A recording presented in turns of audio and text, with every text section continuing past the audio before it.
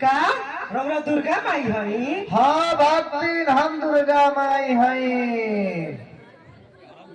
हम तारा भक्ति पर खुश होके तारा से बात करे के चाहता नहीं भक्ति।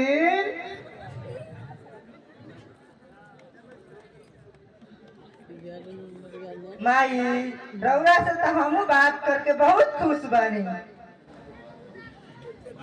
राउर जे प्रिय भक्त होला ओकरा के रउरा जरूर दर्शन दिला।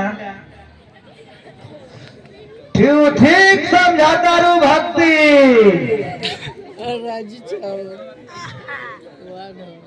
तू हमरा से कोनो बर मांगो भक्ति। माई पहले रउरा साक्षात हमरा सामने आई ना ओकरा बाद हम बर ना मांगे। ना भक्ति पहले हम अपना भक्त से बात करी ले ओकरा बाद दर्शन हम दिले भक्ति। ठीक बा माई राउर जैसन मर्जी। माई रउरा से हम बात कही।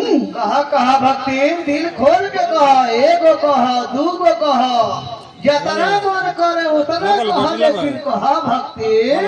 सिवचत तोड़ देलन से माई बंदे में ला जाए देखे का बात बा ऐसे ला जाता रहूं जैसे हम तहार भौतुर बानी भक्ति। अच्छा ठीक बा माई अब हम ना ला जाए। माई हम अपना दिल के बात कही। खुलियाम कह भक्ति।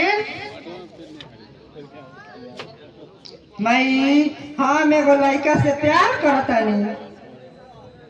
वही लड़का से तुम तो बियाह करे के चाहता। ए भक्ति ओ लड़का के का नाम है अगर घर कहाँ बा हो? वो तो लड़का के नाम चंचल है आ ओकर घर तक आँखा में बा। वाह वाह वाह वो तो हमारा संजोग में बहुत बढ़िया लड़का लौकता। बड़ा होनहार बुझाता वो लड़का। तू आँख मुंद के बियाह कर। अगर बियाह कर लेबू तो घर भर दोनों जगह चौक बा। लेकिन माई तू तो हमरा से बियाह नहीं करे के चाहत। काहे भक्ति ओकरा तारा में कौन ऐसा कमी बा कि बियाह करे के बैठल चाहत? माई हमरा में तो कौनो कमी नहीं खे।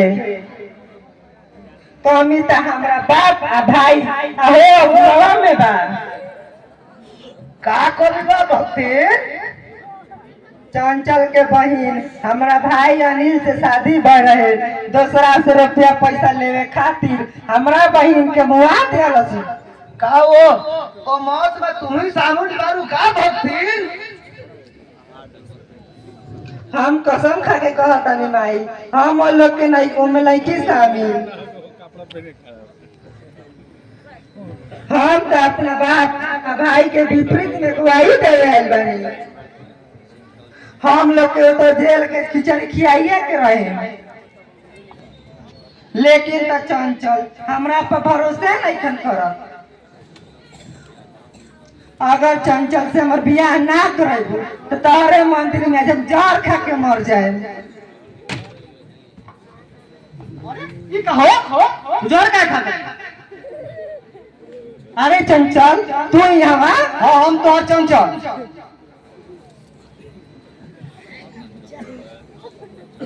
हाँ चंचल हम तो चंचल हैं। अब हमार तोहरा पर पूरा विश्वास हो गया बा। तू हमारा बहन सुमन के हत्याकांड में शामिल नहीं तू।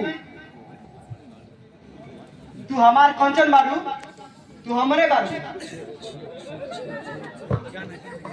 तुरंत गाना दो आवाज दो।